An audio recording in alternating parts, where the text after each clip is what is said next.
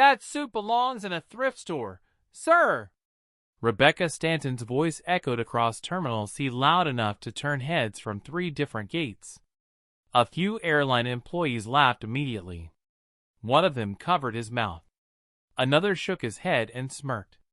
The sound spread through the waiting area like ripples across water. Travelers paused in the middle of phone calls. A mother stopped pushing her stroller. A businessman lowered his newspaper. Everyone looked toward the source of the commotion.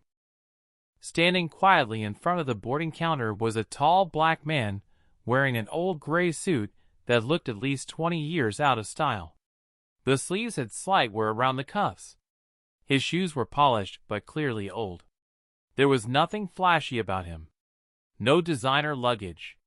No expensive watch visible. Nothing that screamed money. Rebecca Stanton folded her arms and laughed again. First class is over there, sir. But maybe try economy next time. Or a tailor. Several employees standing behind her chuckled. One young man whispered, He looks like he borrowed that thing from his grandfather. A few passengers smiled awkwardly. Others looked uncomfortable. The man simply stood there holding his boarding pass. His expression never changed. His eyes remained calm. He did not react. He did not defend himself. He did not even sigh. The strange thing was how peaceful he looked, like a man who had heard worse things before. Rebecca tilted her head and glanced toward another employee. Can you believe people show up like this and expect first-class treatment? More laughter. Nearby, a white passenger wearing a designer jacket shook his head. That suit belongs in the 70s, he muttered under his breath. Another passenger laughed softly. But not everyone found it funny. An elderly couple exchanged worried glances. A teenage girl frowned.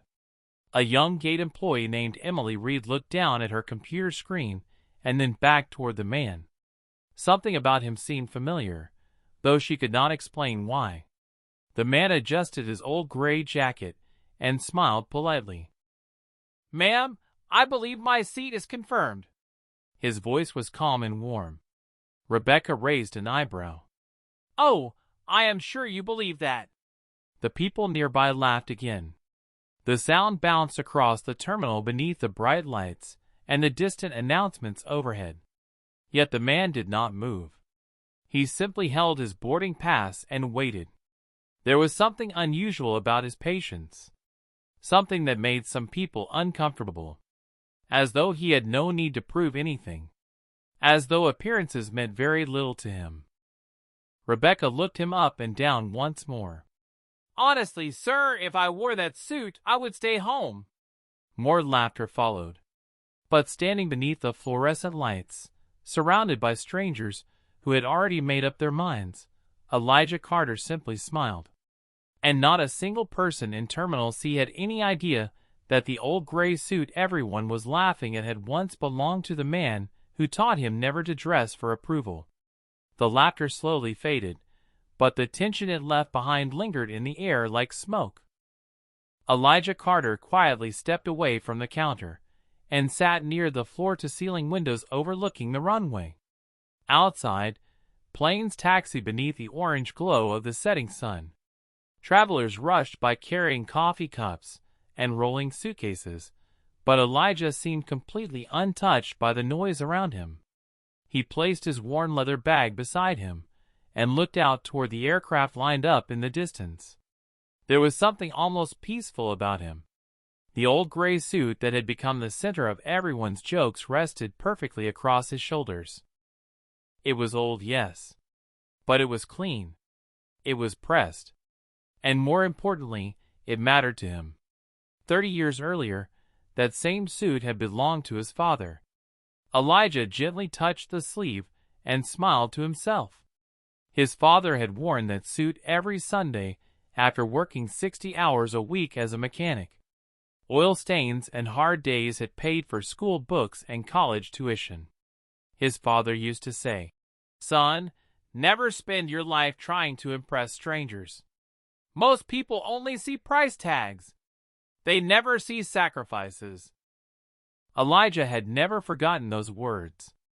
Even after building Carter Global Holdings into a multi-billion-dollar company. Even after appearing on magazine covers and attending meetings in skyscrapers across the world. He still wore his father's old suit whenever he traveled alone. It reminded him where he came from. Nearby, several passengers continued glancing in his direction. One businessman looked over and whispered to his wife. "He took that pretty well." She nodded. "Most people would have gotten angry." Elijah simply sat quietly with his hands folded. His eyes carried no resentment, no embarrassment, just patience. Across the gate, Rebecca Stanton laughed with two employees as though nothing had happened. "Can you imagine?" she said. "First class in that outfit." More laughter followed. But not everyone joined in anymore. A young mother looked uncomfortable. An elderly man lowered his newspaper and frowned. And Emily Reed kept looking toward the man sitting by the window. There was something strange about him. Not strange in a bad way. Strange because he seemed too calm. Too comfortable. Like someone who had absolutely nothing to prove. Emily glanced down at the boarding list, then back toward Elijah. His name sounded familiar. Very familiar. But she could not place it. Meanwhile, Elijah removed a small photograph from his wallet. It showed an older black man smiling proudly while wearing the same gray suit. Elijah looked at the picture for several seconds before placing it back carefully. Then he checked the time. His face remained peaceful. He had sat through tougher days than this. Much tougher. And while the people around him continued judging a suit that had seen 3 decades of memories, Elijah Carter sat beneath the terminal lights completely at peace with himself. Because he had learned long ago that people who judge appearances usually reveal more about themselves than the person standing in front of them. By 6:45 in the evening, boarding announcements echoed across Terminal C, but the atmosphere near Gate A-17 had changed. People were still talking about the man in the old gray suit. Some whispered quietly. Others stole glances when they thought he was not looking. Yet Elijah Carter remained seated by the window, watching aircraft lights blink across the runway with the same calm expression he had worn since arriving. Across the gate, Rebecca Stanton was still enjoying the attention. She leaned against the counter with 2 employees beside her. "Honestly, I cannot stop thinking about that suit," she laughed. "My father had curtains that looked newer." The young employee beside her laughed loudly. Another employee shook his head and smirked. "Maybe he thinks this is 1985. Their laughter spread again. A businessman nearby smiled awkwardly, though this time fewer people joined in. The mood had shifted. Some passengers no longer found it amusing. A middle-aged woman looked over at Elijah and frowned. "That poor man has not said a word," she whispered to her husband. He nodded slowly. "Sometimes silence says more." Rebecca glanced toward Elijah again and noticed he was checking his boarding pass. A sarcastic smile crossed her face. She walked over and held out her hand. "Sir, let me see that again." Elijah politely handed it to her. She studied it for a moment, then smiled. "Interesting." But she did not hand it back. Instead, she tucked it beneath her tablet and crossed her arms. "You can wait right there." Elijah looked up calmly. "Is there a problem?" Rebecca shrugged. "Not if there is nothing to hide." A few passengers looked over immediately. Emily Reed froze behind her computer. Something about that bothered her. "Rebecca," she said softly, "his seat assignment looks fine." Rebecca waved her off. "Emily, relax. I know what I am doing." Then she turned back toward Elijah. "We just need to make sure everything is proper." Her tone carried the same condescending smile that had followed him all evening. Elijah simply nodded. "Of course." No argument. No complaint. Just patience. The elderly man with the newspaper lowered it again. Now that is unnecessary, he muttered quietly. Nearby, a young woman looked uncomfortable. She is embarrassing herself, she whispered. Emily glanced down at the boarding screen again. Elijah Carter. C2A. Confirmed. She looked back toward the man by the window. Why did that name sound familiar? She knew she had heard it somewhere before. Not television. Not newspapers. Somewhere else. Somewhere important. Across the gate, Rebecca laughed again with another employee. I bet that suit has seen 3 presidents. More laughter followed, but much softer than before. Because something had changed inside Terminal C.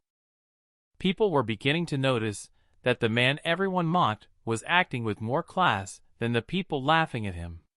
And without realizing it, Rebecca Stanton had made one more mistake. She still had Elijah Carter's boarding pass in her hand. The clock above gate A17 showed 6:58 when Emily Reed looked down at the passenger list once again.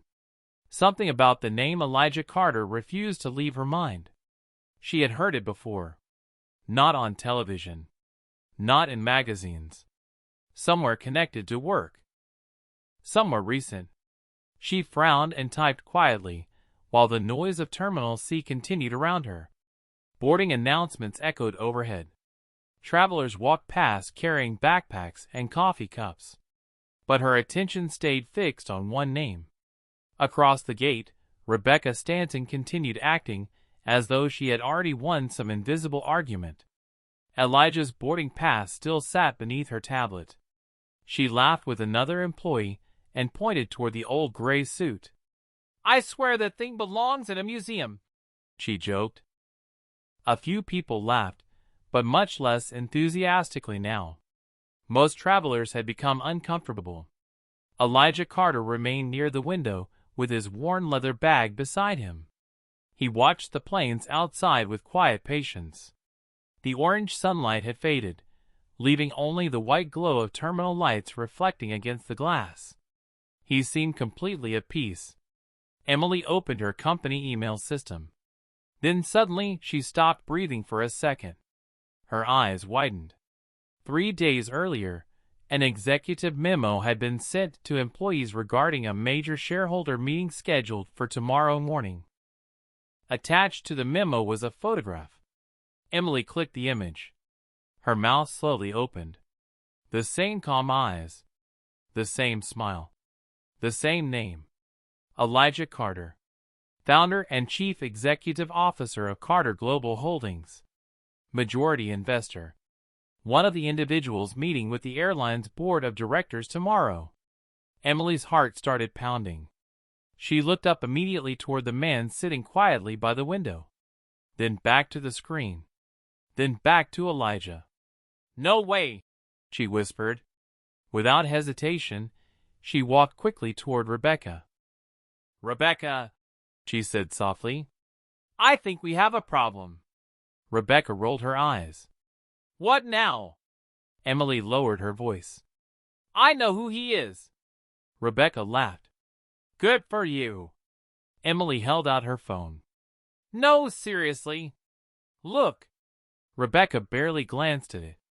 Emily, I do not have time for internet celebrities. Emily looked shocked. He is not an internet celebrity. Rebecca shook her head.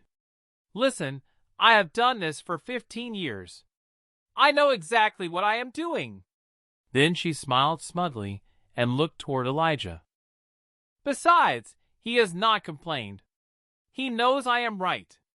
Emily stared at her in disbelief. Rebecca, please. But Rebecca waved her away. Go back to your station. Emily slowly stepped back, her heart racing. The elderly man, with the newspaper, watched the exchange. The young mother sitting nearby noticed Emily's worried face. Even the businessman who had laughed earlier stopped smiling. Something in the atmosphere had changed. Meanwhile, Elijah Carter quietly removed the photograph of his father from his wallet once more. He smiled softly, and adjusted the sleeve of the old gray suit. The same suit his father had worn proudly for years. Across the room, Emily looked at him again and felt a chill run down her spine. Because she now knew exactly who he was. And she also knew something Rebecca Stanton had not realized yet. Every minute that boarding pass remained hidden beneath that tablet, the mistake was becoming bigger. 7:10 in the evening. The last colors of sunset had disappeared beyond the runway, leaving Terminal C glowing beneath bright white lights. Travelers continued checking their phones and sipping coffee, but Gate A-17 no longer felt ordinary. A strange tension had settled over the waiting area. Emily Reed sat frozen behind her screen, unable to take her eyes off the email she had opened 3 times already. The photograph was unmistakable. Elijah Carter, founder, chief executive officer, majority investor. Tomorrow's meeting with the board of directors. Her heart raced. She wanted to say something again, but Rebecca Stanton had already dismissed her twice. Across the room, Elijah sat quietly near the window. He reached inside his wallet and held the old photograph of his father for a few moments. The same smile. The same suit. The same dignity. Suddenly his mind drifted backward.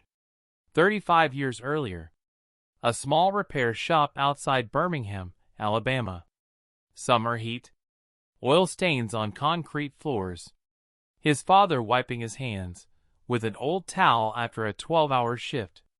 Elijah remembered being 16 years old and hearing 2 men laugh at his father outside a grocery store. One had pointed toward the old gray suit and said, "Looks like somebody bought that thing during the Nixon administration." They laughed. His father simply smiled. They laughed harder. Young Elijah had become angry, furious. But his father placed a hand on his shoulder and said something Elijah would carry for the rest of his life. "Son, expensive clothes can hide cheap hearts. But character does not need a price tag." Elijah never forgot those words. Years later, after building companies and signing billion-dollar deals, he still kept the suit. Not because it was fashionable, but because it reminded him where greatness truly came from. The memory slowly faded as he returned to the present. Across the gate, Rebecca laughed again with 2 employees. "Maybe I should buy him a new jacket for Christmas," she joked. One employee chuckled. Another shook his head. But the laughter sounded weaker now. Fewer people joined in. The elderly man had stopped reading his newspaper entirely. A young mother frowned every time Rebecca spoke. Even the businessman who had mocked the suit earlier now looked uncomfortable. Emily looked toward Elijah and quietly whispered, "Please do something." But Elijah simply smiled at the photograph before placing it carefully back into his wallet. He checked the clock. 7:12. His eyes remained peaceful. He had seen arrogance before. He had survived harder things than public embarrassment. What mattered was not what strangers thought. What mattered was the man who taught him never to confuse clothing with character. Across the room, Rebecca still held his boarding pass beneath her tablet, completely unaware that every joke she made was slowly turning into something much larger than she could imagine. And as Elijah Carter adjusted the sleeve of the old gray suit that once belonged to his father, he remembered one final lesson. Real wealth is not what people see. It is what people cannot take away. 7:17 in the evening. Gate A-17 should have been preparing for final boarding, but the mood inside Terminal C felt strangely heavy. Conversations had become quieter. Even the laughter that Rebecca Stanton had enjoyed all evening seemed to fade into scattered whispers. Emily Reed could barely focus on her computer screen anymore. The executive email remained open in front of her. Elijah Carter, Chief Executive Officer, Majority Investor. Tomorrow's board meeting. She had already tried warning Rebecca twice, but each attempt had ended with another joke. Across the gate, Elijah stood and stretched slightly before walking back toward the counter. His old gray suit caught the white lights overhead. Some travelers glanced at him, expecting anger. Others expected a complaint. But Elijah simply smiled politely. "Excuse me, ma'am. I believe I still need my boarding pass." Rebecca smirked. "Relax, sir. It is not going anywhere." One employee chuckled beside her. "Maybe we should frame it next to that suit." Rebecca laughed. "Not a bad idea." A few uncomfortable smiles appeared among nearby travelers, but nobody joined the laughter this time. Elijah nodded calmly. "I understand. I would appreciate it when you have a moment." His voice remained warm, patient, the same patience that had confused everyone all evening. Rebecca crossed her arms. "You sure are calm for someone in such a hurry." Elijah smiled. "I have learned that rushing rarely improves anything." The elderly man folded his newspaper completely. The young mother watched quietly. Even the businessman who had joked earlier looked embarrassed. Emily stood up from her station. "Rebecca, please give him his boarding pass." Rebecca rolled her eyes dramatically. "Emily, why are you so obsessed with this guy?" Emily hesitated. She wanted to say everything. But before she could speak, Elijah's phone vibrated softly. He looked at the screen and smiled. "Excuse me." He stepped aside and answered. "Good evening, Marcus." His voice remained relaxed. "Yes, I am at the airport." A pause. Elijah chuckled softly.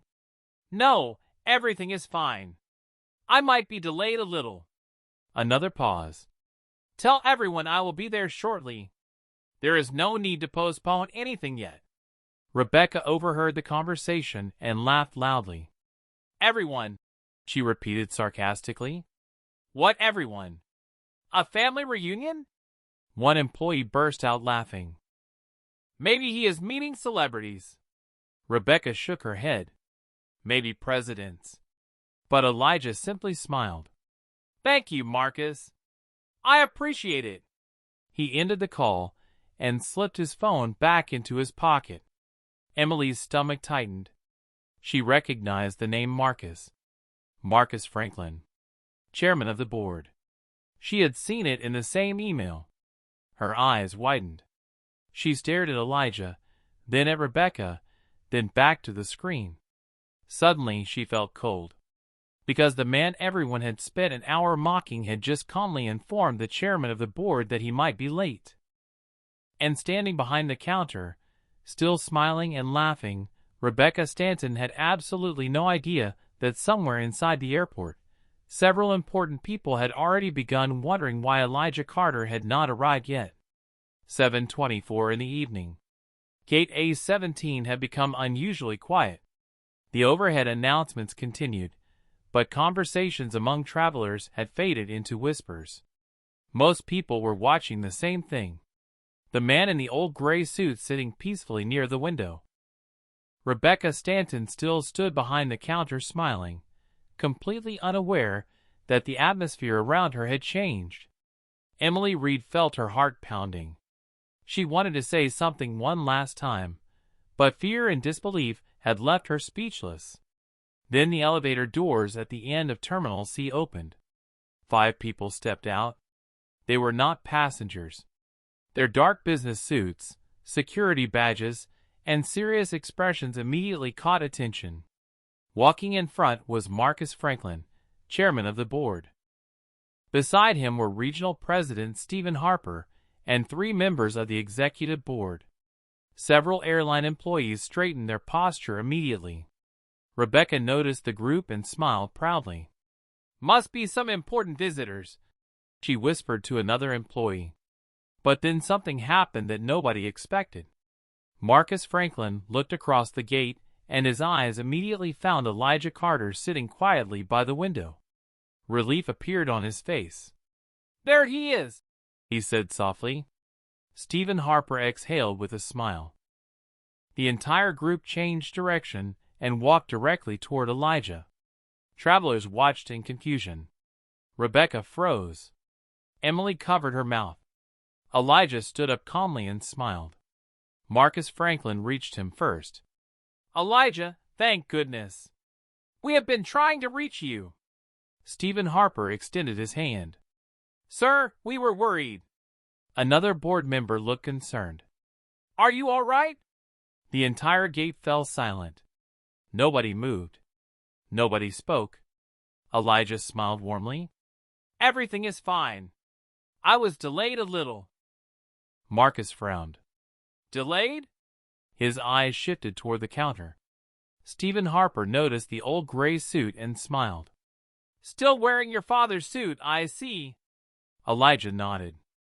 Always. Then Marcus looked around. Where is your boarding pass? Elijah glanced toward Rebecca. I believe it is behind the counter. For a moment, nobody breathed. Rebecca's face turned pale. Emily closed her eyes. One employee dropped his pen. The businessman who had laughed earlier slowly lowered his head. Marcus Franklin's expression changed. Behind the counter? Elijah simply nodded. There seems to have been some confusion. Confusion. That single word sounded heavier than anger. Marcus slowly turned toward Rebecca Stanton. Stephen Harper followed his gaze. The board members exchanged stunned expressions. Rebecca stood frozen. The laughter from earlier had disappeared completely. Her hands trembled slightly. Emily could barely breathe. The elderly man folded his newspaper and smiled softly. The young mother looked down in disbelief. And standing beneath the bright lights of Terminal C, surrounded by 5 members of the board of directors and the chairman himself, Elijah Carter remained exactly the same man he had been all evening. Calm. Polite. Unshaken.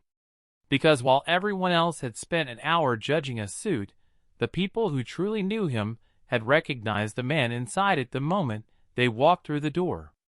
The silence inside Terminal C felt heavier than any words spoken that evening. Rebecca Stanton stood behind the counter, with her smile gone and her face drained of color. The boarding pass she had hidden beneath her tablet suddenly felt heavier than a stack of bricks. Marcus Franklin slowly walked toward the counter, his expression calm but serious. Regional President Stephen Harper followed beside him, while the other board members remained near Elijah Carter.